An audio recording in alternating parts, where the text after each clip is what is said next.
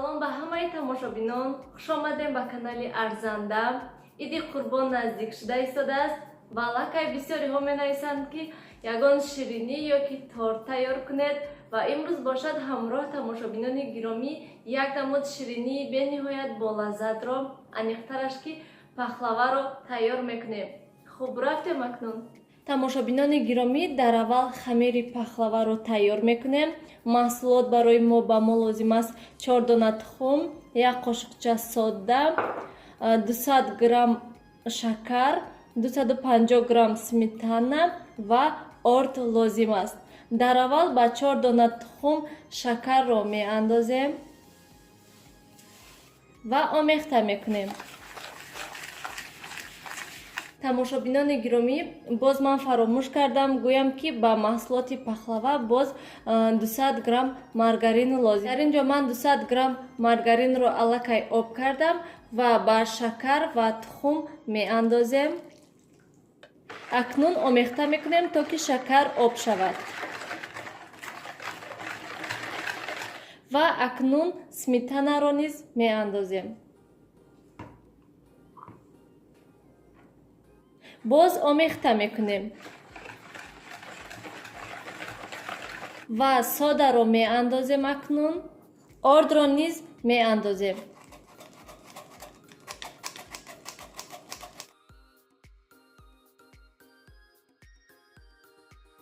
ман хамирро аллакай тайёр кардам. Хамири мо бояд ки анамихел мулоим шавад. боз ба хамир он қадар бисёри бад орд наандозем то ки хамир сахти бад нашавад. Хамир бояд ки мулоим шавад. чӣ хеле ки хамири нонро мегирем ку анамихел бояд ки хамири мо мулоим шавад. чӣ қадаре ки ҳамин хамир мулоим шавад, агар ширинии шумо низ ҳамихел мулоимӣ болаззат мешавад. агар ки ба хамир бисёри бад ордро андозен, чӣ хеле ки дигар шириниҳои яъне шириниҳои песочнӣ тайёр мекунем, ана ҳамохел пахлаваи шумо хамираш сахт мешаваду резонак мешавад. агар ки ордашро камтар андозену хамирро мулоим кунед, агар пахлаваи шумо беҳад мулоимӣ болаззат мешавад. акнун хамирро ба яхдон, ба морозилник, не ба холодильник, яъне ба яхдон мемонем ки 20 дақиқа дам гирад. тамошобинони гиромӣ, то тайёр шудани хамир мо чормағзҳоро майда мекунем. ман ана ҳамин қадар чормағз дорам ва аз дохили чормағзҳо ана михел хубҳоша, зебуҳоша ҷудо карда ба як тараф мондам барои болои пахлава ва дигароша бошад бо корчаҳози майда мекунем.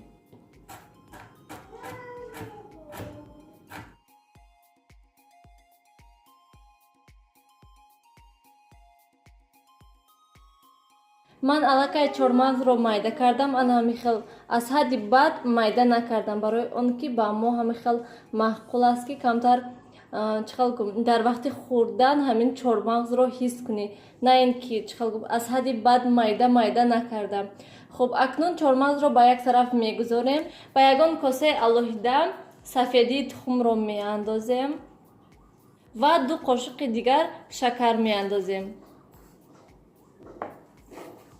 акнун омехта мекунем. метонен бо миксер, метонен бо венчик, бо вилка ҳам мешад сафедии тухм ва шакарро лат задан. шарт нест ки сафедии тухмро аз ҳадди бад сафед кардан. ҳамихел камтар лат мезанем, шакар об шавад, бас аст. ман сафедии тухмро лат задам. ана ҳамихел шуд сафедӣ ва акнун ба сафедӣ ана ҳамин чормағзҳое ки майда кардем меандозем.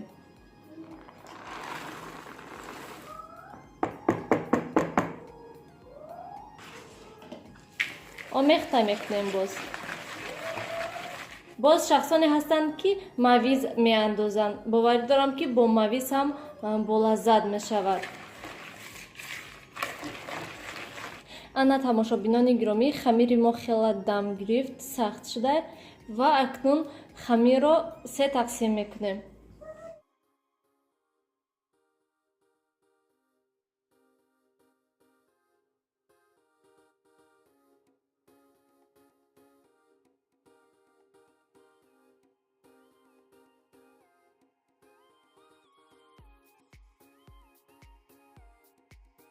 акнун ман хамирро ба болои пергаментни бумага гузоштам ва хамирро дар болои ҳамин пергаментни бумага тунук мекунем. Агар ки листи шумо чоркунҷа бошад, метавонед чоркунҷа тунук кунед. Агар ки доира шакл бошад, доира шакл тунук кунед. Листи ман ки чоркунҷа ҳаст, барои ҳамин ман ҳозир хамирро чоркунҷа тунук мекунам.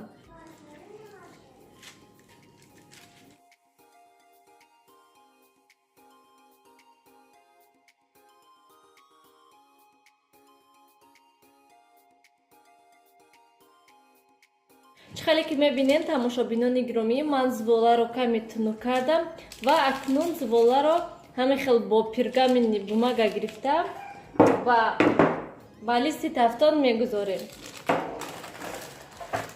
Ана ҳамин хел мегузорем ва боз чихел баробари ҳамин листи тафтон тунук мекунем зволаро.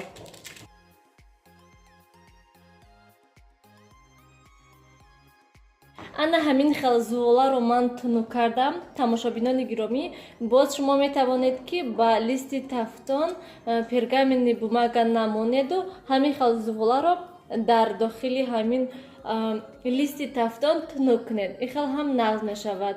аз сабабе ки хамири мо равғанин ҳаст, мумкин ки начаспад. агар ки листи тафтони шумо агар часпонанд, боз метавонед ки каме равған молед ё ки орд бошед ё ки ана ҳамин хел ба мисли ман пергаментни бумага монед.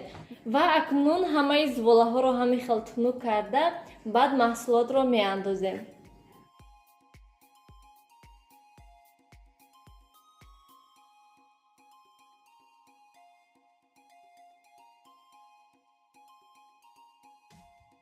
зволаҳоро низ тунук кардем ва акнун ба болои зволаи якум ана ҳамин маҳсулоте ки тайёр кардем меандозем.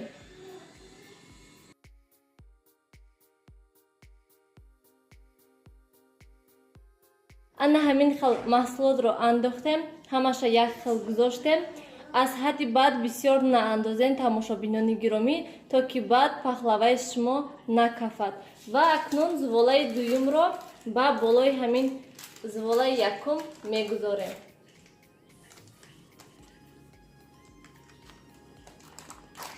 ана ҳамин хел мегузорем.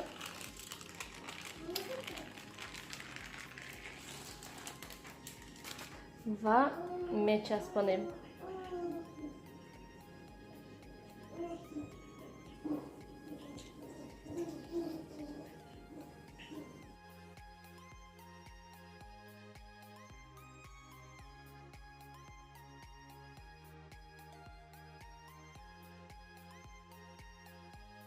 зволаи сеюмро низ мегузорем. ана ҳамин хел.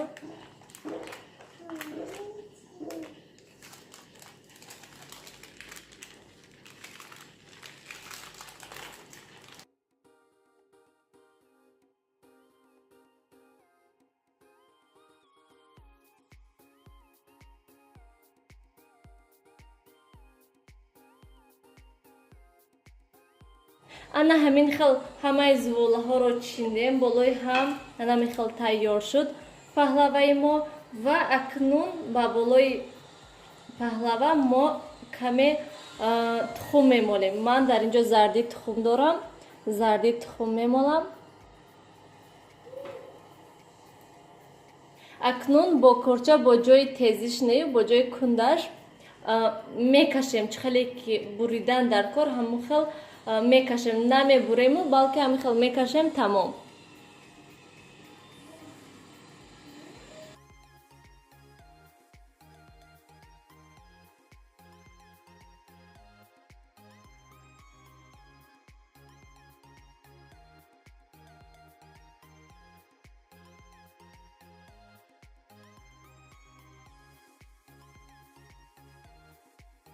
ана ҳамин хел бояд шавад. ва акнун ана ҳамин чормағзҳое ки ҷудо карда будем, яъне чормағзҳои як лухтро, як лухт не нимаш, акнун ба болои ҳамин хамир мегузорем. ана ҳамин хел камтар зер мекунемшона, то ки хушрӯ часпанд.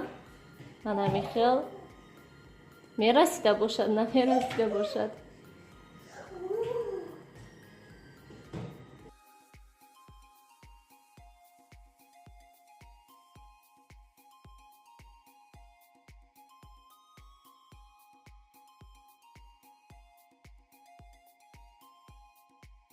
хайрият ки ба ҳамаш чормағз расид, ан ҳами хел зебо шуд пахлаваи мо.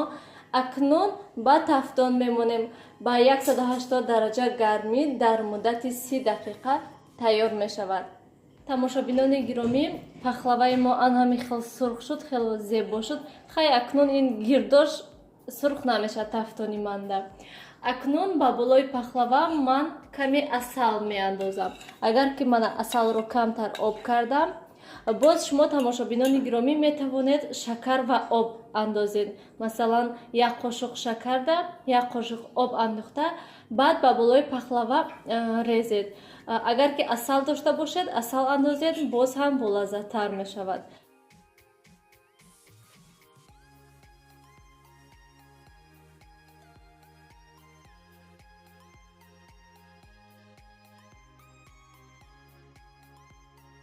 ана ҳамин хел асалро ба болои пахлава молидем ва акнун мемонем ки пахлаваи мо каме хунук шавад. гармогарм буридан дар кор нест. ози камтар хунук шавад ва баъд мебуремша. тамошобинони гиромӣ, пахлаваи мо ҳам хунук шуд ва акнун мебуремша.